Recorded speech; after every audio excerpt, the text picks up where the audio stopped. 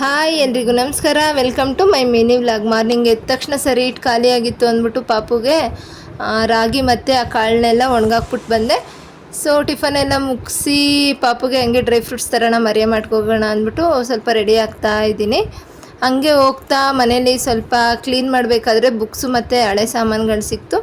ಅದನ್ನೆಲ್ಲ ಹಂಗೆ ಗುಜ್ರಿಗೆ ಹಾಕ್ಬಿಟ್ಟು ಸ್ವಲ್ಪ ದುಡ್ಡಾದರೂ ಬರುತ್ತೆ ಅಂತ ಹಾಕೋಕೆ ಹೋಗ್ತಾ ಇದ್ದೀವಿ ನಾನು ಮತ್ತು ಬರತ್ತಾ.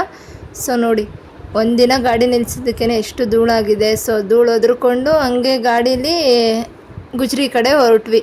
ಅಲ್ಲೋಗಿ ನೋಡಿದ್ರೆ 10 kg ಇದೆ, ಬರೀ 100 ರೂಪಾಯಿ ಕೊಡ್ತೀವಿ ಅಂದರು. ಹಂಗೂ ಹಿಂಗೂ ಮಾತಾಡಿ 100 ರೂಪಾಯಿ ತೊಗೊಂಡು ಹಂಗೆ ಗಾಡಿನ ಸೈಡಲ್ಲಿ ಪಾರ್ಕ್ ಮಾಡಿಬಿಟ್ಟು ಮರಿಯಮ್ಮಟ್ಗೆ ಹೋದ್ವಿ ನಾನು ಬರತ್ತಾ. ಅಲ್ಲಿ ಹೋಗಿ ಪಾಪಗೆ ಸ್ವಲ್ಪ ಬಾದಾಮಿ ಮತ್ತು ಗೋಡಂಬಿ ಬೇಕಾಗಿತ್ತು. ಅದನ್ನು ಹಂಗೆ ಬಿಲ್ ಮಾಡಿಸ್ಕೊಂಡು ಹೊರಗಡೆ ಬಂದರೆ ಯಪ್ಪ ಹೆವಿ ಅಂದರೆ ಹೆವಿ ಬಿಸಿಲಿತ್ತು.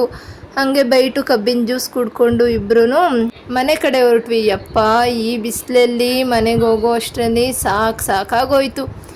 ಹೋಗೋ ಅಷ್ಟರಲ್ಲಿ ಒಂದು ಗುಡ್ ನ್ಯೂಸ್ ಕಾದಿತ್ತು. ಏಕೆಂದರೆ ನನ್ನ ತಮ್ಮ ಮೊಟ್ಟೆ ಪಪ್ಸ್ ಮಾಡ್ತಿದ್ದ. ಸೊ ಹೋಗಿ ನಾನು ಸ್ವಲ್ಪ ಹೆಲ್ಪ್ ಮಾಡಿ ಇವಾಗ ನಾನು 1 ಇಯರ್ವರೆಗೂ ಮೊಟ್ಟೆ ತಿನ್ನೋ ಆಗಿಲ್ಲ. ಆದರೂ ಪರವಾಗಿಲ್ಲ, ನಿಮಗೋಸ್ಕರ ಮಾಡಿ ತೋರಿಸೋಣ ಅಂತ ಇದು ಫುಲ್ ವೀಡಿಯೋ ನಾನು ಯೂಟ್ಯೂಬಲ್ಲಿ ಹಾಕಿರ್ತೀನಿ, ಹೋಗಿ ಚೆಕ್ ಮಾಡಿ.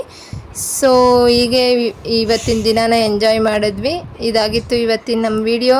ಸಬ್ಸ್ಕ್ರೈಬ್ ಮಾಡಿ, ಲೈಕ್ ಮಾಡಿ, ಕಮೆಂಟ್ ಮಾಡಿ, ಶೇರ್ ಮಾಡಿ. ನೆಕ್ಸ್ಟ್ ವಿಡಿಯೋದಲ್ಲಿ ಸಿಗ್ತೀನಿ ನಾನು. ಬಾಯ್ ಬಾಯ್.